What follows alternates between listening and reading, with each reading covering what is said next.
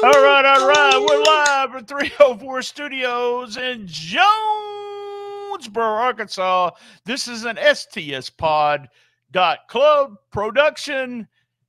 I'm BT. We're on episode 752. This is episode 145 of Cool Kids. And this guy over here, he's enjoying some PTO time. That's right. He told me this week, he said when he sees the Marshmallow Man on Ghostbusters, it does not scare him. All he sees is an endless supply of s'mores. That right there, he's from Chicago. That guy right over there, known as the United States railroad capital. Did you know that, Lance? Yes, with more major railroads serving the city than any other place in America. That's right. He's replica belts. That's right. That's right. Snark of Excellence, my partner in crime, your friend and mine. Well, most of the time. He is Lance Levine. And together, we're the two tastiest treats in podcasting. I think it's snacks. Ah, shit. Every time. Anyway, we're in the plant-based Reese's Peanut Butter Cup studios here in Chicago. Hold on. I want you to say that one more time. Let me say it again. It is the plant-based Reese's Peanut Butter Cup studios in Chicago. Well, if you think about it, what in a Reese's Peanut Butter Cup is not already plant-based? There's a gimmick, man. Gimmick. A teeny bit of milk. It scares me. It scares me, man. They tasted just like regular Reese's Peanut Butter Cups. It's not a Reese cup. It's a Reese cup. Back in my day, it was a Reese cup. I'm going to correct you. It is not a Reese cup. It's not Reese PC either. Jaguars. Yeah, Jaguars. Yeah, we got that coming up. So we are at the WTF studios, the News Desk 7 for August of 2023. I heard that there's a new band at your studios. A new band? A new bed. Oh, a new bed, yeah, in the studios. Let's see if I can even show it over here. Oh God, if you have video, you get to see the new bed. I'm not real good at any women over the age of 42. So go ahead, DM him. The age of 42. DM him. Yeah. All right, let me get some business done and we'll get started. Business, and I said this last month and we talked about it on Patreon, but it does sound like I'm making shit up. So I'll just let you know. Every month the numbers are good. 1,700% increase over last year's August. That's amazing. Almost 1,200% over last year, year to date. August was our second best month ever. But as I told you on Patreon, I think you could say it was probably the best month because it was only 2% less than May of this year. But May had 3 or 4 more episodes than August did. So we just did our normal 8 episodes and everyone listened. I mean, everybody and their mama listened. And here's what they listened and mama. to. And mama. No, M-A-M-A. That's right. M-A-M-A. Shut mama. up. I give up. Number 3, the G1 episode 744. Number 2, the Record Store. It was Skillet Awake, episode 746. I've seen them in concert. They're awesome. Really? And number 1, awesome. WTF News Desk was 741. I know that doesn't surprise you or anyone else. Tell them, Lance, what are we doing now? It is the WTF News Desk 7 August of 2023 episode, my friend. And this was a fun one to put together. There's some weird stuff and a lot of diverse stuff in this month. So a lot always, as usual, so fun, we get about halfway through the month and we're like, hey, what's going on? Not too many weird stories. And then of course they just pile up, you do a modicum of research and they pile up and you got plenty of material. Now, what was that word? Modicum. Oh, yeah. That was I'm talking to the smart listeners. That was a word of the day, y'all. Word of the day. That's right. So should we get started? Or let's go. Let's go. Cover? We're good? Let's go. So, all right. So at number 10, you know where we start? We start with the stip match. So it is DDT. What? Really? Shocking. It was August 16th. It was the Fighting Beer, not Bear. Fighting Beer Garden Day 1 card. Don't you have a picture of me with a beer? I do. With a bear. Not a bear. With a bear. Yeah, fighting bear. So Cute I bear. just read in the paper the other day a bear killed a camper in I don't know, Montana or somewhere. That's pretty scary shit. Probably anyway, let's get back to we're already off the rails. 8/16 Fighting Beer Garden Day 1 card in Ueno Park. 471 fans attended this.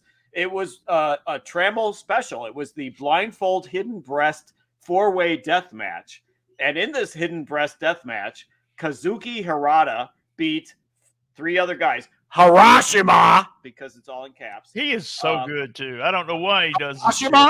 Yes, he is. Okay. I don't know why he does matches like this. It's all in caps. Antonio Honda and Sexy Eno. And Hirata won the match when he stripped off Honda and Eno's bras. And as a reminder, they are male competitors. So he stripped off the bras of 2 dudes. It's okay. It's okay for a man to wear a bra. Sonny Kiss is now a free agent. So I just wanted to mention that. Sonny Kiss, a free agent. Another match we wanted to mention for our stip match at number 10. Tokyo Joshi Pro had a card on August 12th at Korakuen Hall. 525 fans got to see an 8-girl tag match. In this match, the girls drew colored chopsticks. Now, I find this to be racist. I'm sure very racist. Very racist. They drew colored chopsticks to determine the size of the cup of shaved ice they had to consume before getting in the match. So basically, like a Slurpee. So they drew the colored chopsticks. So Pam Harajuku drew the biggest cup. She had to down a big ass thing of Slurpee. She gets brain freeze during the match, but she still manages to score the pinfall for her team. So I say this girl is a hero, an absolute That would have been hero. A perfect finish too. Brain freeze, you come up behind her, 1, 2, 3, yeah. Isn't that Hanma? Didn't he get brain freeze? Or he just seems like he has brain freeze in every match. So you're giving me a brain freeze right now. Better than a brain fart. So, all right, that was our stip matches at number 10. Going on to number 9, we have Billy and Karen Jarrett. So during the All-In fan Q&A, some drunken idiot named Billy, not Billy Gone, not Daddy Ass or whatever they call him now, but Billy, an Billy audience Gone. member. Who's Billy Gone? I thought it was Billy Gunn. Billy Gunn. Yeah, all right, my bad. Yeah, okay, dog. So Billy asks Karen Jarrett, who was better in bed, Kurt Angle or Jeff Jarrett? Now, I couldn't even understand the guy. I'm sure you watched the clip. Doug? Who's Doug? No, I couldn't underst the guy. Oh, yeah, that British accent. Strong. Yeah. It needed subtitles. Like they do subtitles when, Nakamura is talking in WWE. They should have had subtitles for this doofus. I do subtitles all the time on my TV, so they don't. Yes. Yeah. So anyway, Karen responds, look who I'm sitting next to. That should be your answer. So a couple of chants broke out. Billy has no balls. That was one chant. And then he fucked up was another chant that came up. Lexi Nair was the one holding the microphone, and she just kind of walked away, kind of like that Homer Simpson disappearing into the bush, meme or GIF or whatever the fuck that is. So she just kind of vanished off the screen during that. So anyway, just a really awkward moment at number 9. It was typical, though. It was almost like there's probably 100 guys that want to say something stupid like that during StarCast, and it had to be in Britain for them to do it. Yeah. Over there with the crazy drunk Billy. I thought it was really quick. It's one of those things where either she's really quick on her feet, or she had it. They talked about it. If anyone ever asks, blah, blah, blah, here's what I'm going to say. And she's been waiting on it all these years to say use that line. Yeah. It was very good, though. Real quick, big thumbs up to Karen for that one. It was quick for her once she knew what the guy said, because I think they had to repeat it because she couldn't understand it either. Oh, I could understand him playing. Really? I guess it was. There's something about, like, Liverpool, like when the Beatles first came out, too. That accent is brutal, man. That accent is just as bad as trying to decipher like an Asian person speaking in their native tongue. Anyway, not racist. The chopsticks, drawing the biggest colored chopsticks. That was racist. But not us. All right, number 8, the midgets can't wrestle. So we have Short Sleeve Sampson planning a Midget Wrestling Warriors. That's the name of the promotion, Midget Wrestling Warriors show at Sonoma County Fair in California. Right away, disability advocates are calling for the fair to cancel the show because of the, quote, M slur. So the M slur, yeah. So anyway, they're saying that the show promotes discrimination and bias against little people. Now, me personally, I find the term little people more offensive than midget, honestly, or dwarf, whatever. Little people is just an offensive term to me, but that is the one that they think is okay. Lance, I don't know if you know this, but little people, they got no reason to live. No, short people. Oh, short film. I'm sorry. Randy Newman, another sizist among us. So anyway, this is the second year of the show. Last year at the show, fans were chanting, "We want the midgets. We want the midgets." They were also chanting, "Give us the midgets." So anyway, those fans can't be helped. So thankfully, a compromise is reached. The show goes on. The show is known as Short Sleeve Samson's Wrestling Warriors. So everybody ended up happy on this. The disability advocates, you know, they allowed the show to happen because they changed the name, and the M slur was removed at number 8. I don't really have a problem with saying midget. It don't bother me. So yeah. I mean, I actually get excited when I see midgets. So, but they do call it a micro wrestling is what they.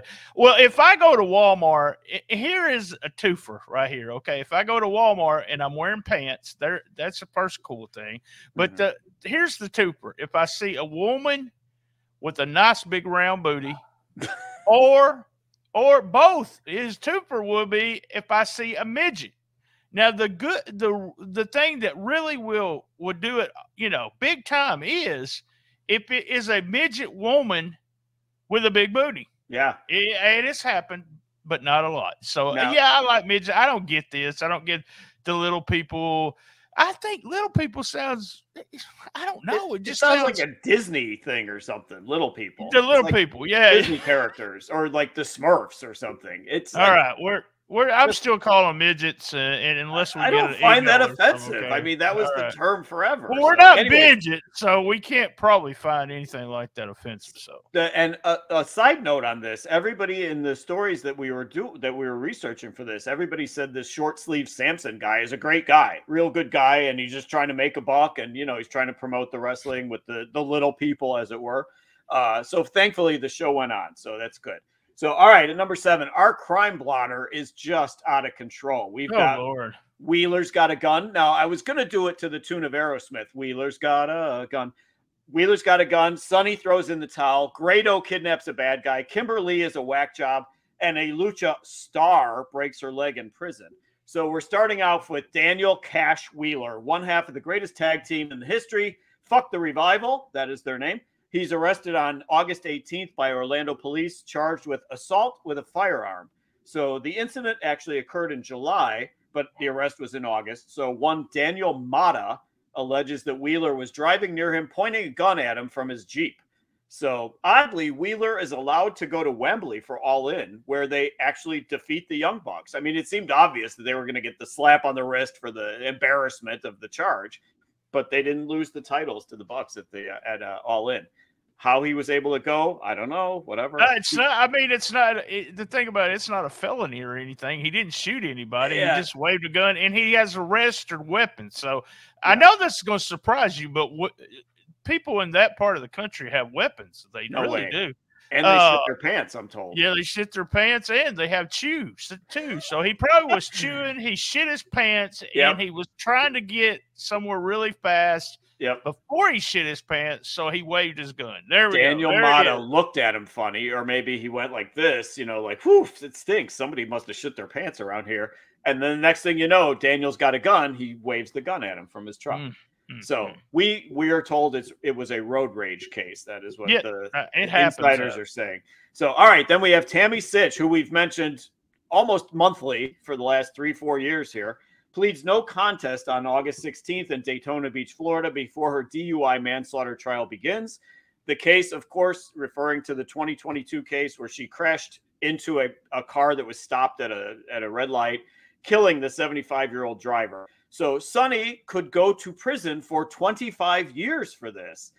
She has been arrested 19 times since all the trouble began. 19 times, 7 of which were DUIs, and now she's claiming she has PTSD. So Sonny maybe finally going away for good. So, all right, then we have New Japan Load, Grado Khan, reporting that he heard his front door open on August 20th, and it turns out it's an intruder into his house. So the guy claims he's innocent. This is like the dumbest thing I've ever heard. The guy claims he's innocent because, quote, I haven't done anything yet wrong. Okay, so you basically admitted you were about to do something wrong, you idiot. So Grado calls Tokyo Police Department. They arrest him.